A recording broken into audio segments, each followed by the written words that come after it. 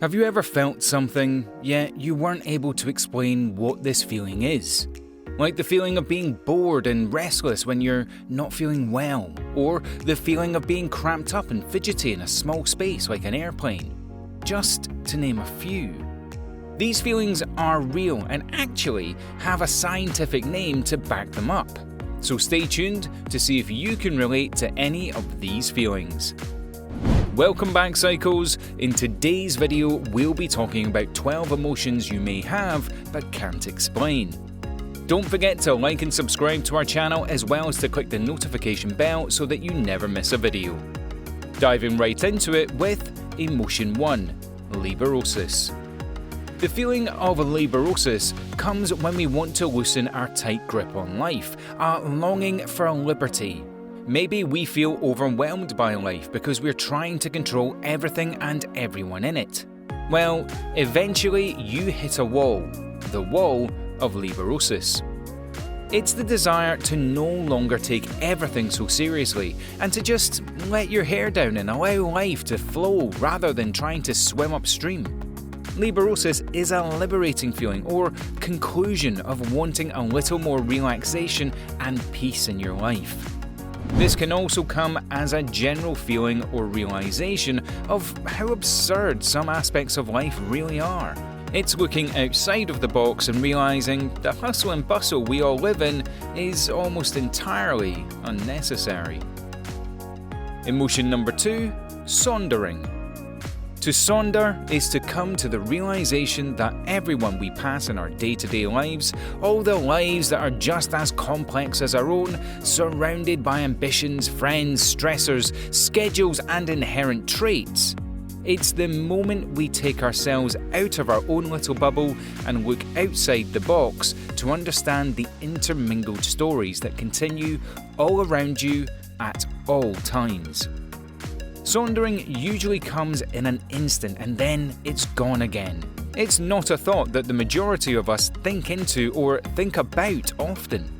But when it does come, it gives us a sense of peace and understanding in the world, knowing everyone is dealing with their own obstacles.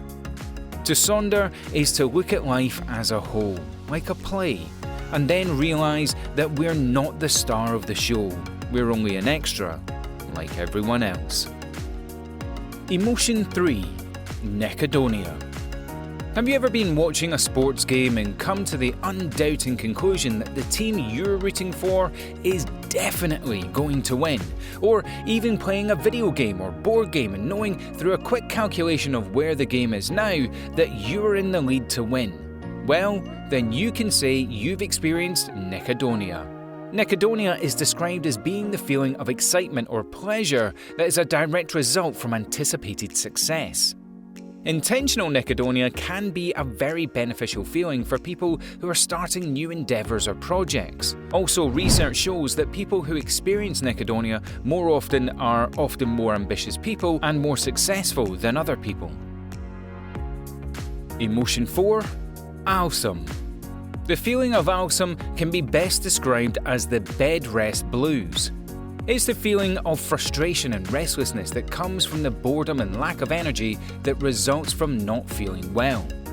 It's being anxious to get on with your day and everything you have to do, but not being able to find the energy to get yourself out of bed. This feeling isn't always related to a physical ailment, but also injuries and negative mental health episodes. ALYSM is the overall feeling of not being able to find it in yourself to get on with your day, resulting in feelings of not getting enough done or being hard on ourselves for taking a break. Emotion number 5, ALTSCHMERZ. The term ALTSCHMERZ is broken down into simpler terms, with ALT meaning old and SCHMERZ meaning pain. So in other words, the term ALTSCHMERZ can be described as the tiring thoughts of old pain. It's the exhaustion and weariness of the same old negative traits you've been carrying around for years, including flaws and anxieties.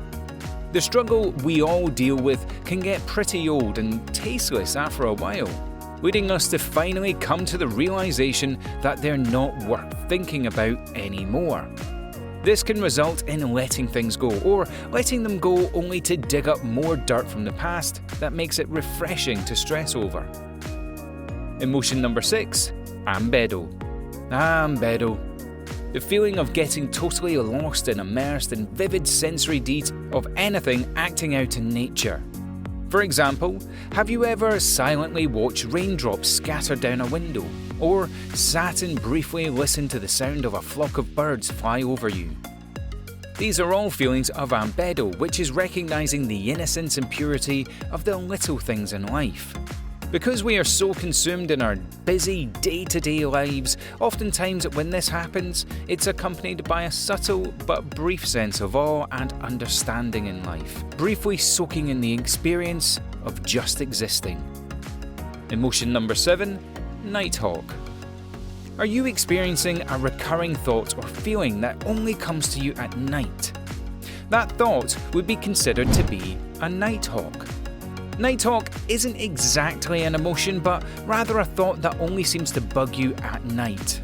Most often, NIGHTHAWKs are negative thoughts like overdue tasks, guilt over a situation, or worries about the future. These thoughts are referred to as NIGHTHAWKs because these thoughts tend to circle high overhead throughout the day, then lunge in and peck at your mind while you settle and try to fall asleep.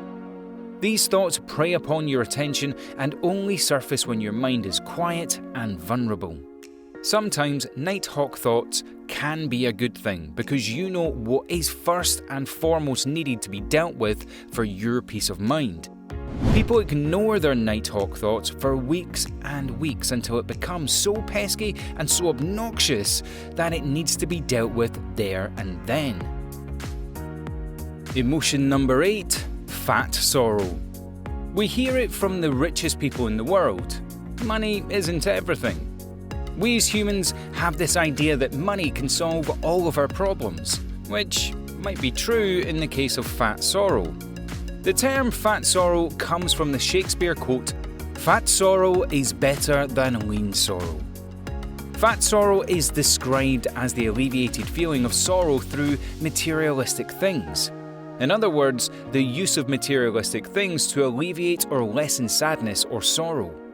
An example of this would be shopping to put us in a better mood, or shopping to get ice cream for a child who is upset that they just lost their soccer game. Fat sorrow is considered to be a quick fix, a band-aid for your problem that causes sorrow or letdowns because, often enough, after the materialistic thing is purchased or consumed, the satisfaction is short-lived. Emotion number 9, crapulence. All jokes aside, crapulence is the perfect word to describe the feeling after excessive eating, drinking, or overindulging. Excessive impertinence of things that are supposed to be consumed in moderation, resulting in feelings of sickness, of indisposition. This could be a result of eating too much at your favourite all-you-can-eat buffet, or having one too many drinks at the open bar Christmas party. In fact, oftentimes crapulence is directly referred to drinking alcohol in excess, resulting in unpleasant intoxication. So the next time you feel the word hangover just won't do you justice, there's always crapulence. Emotion number 10, enouement. We have all experienced this feeling at one point or another throughout our lives. Enouement is the bittersweet feeling of finally witnessing the reality of the future you once protected from the past. It's arriving at that future thought where you can answer the curiosities you once had in the past about this future reality. For example, parenting is a journey filled with enouement because parents are constantly excited about milestones, yet once the baby is capable of doing everything, parents come to a bittersweet conclusion of being so proud of the baby's progress, but also being sad that the little baby is no longer a little baby. There are countless examples of enouement. A few others to mention would be finding out where your past choices led you, figuring out how and when you lost people in your life that were once close to you, and the achievements your friends have made. Emotion number 11, KENOPSIA. This is another relatable feeling that we have all probably experienced at some point throughout quarantine. KENOPSIA is the feeling of revisiting a place that is usually bustling with people and energy, yet is now abandoned and quiet. With recent businesses and attraction closures and self-isolation practices, we've witnessed KENOPSIA in many familiar places. It's a sense of calmness and sadness, with the underlying sense that something isn't right. This can be said for the vibe of a place you've only ever witnessed as abandoned, but through stories and history, you can feel that the place was once bustling with people. Examples of this could be old or abandoned churches, schools, parks, shopping centres, etc. Emotion number 12, XENO. A good smile at a stranger, a wink from your local barista, a coincidental shared giggle between you and an acquaintance. These subtle yet powerful interactions are all considered to be XENOs. A XENO is described as being the most minute form of human interaction, typically between two strangers.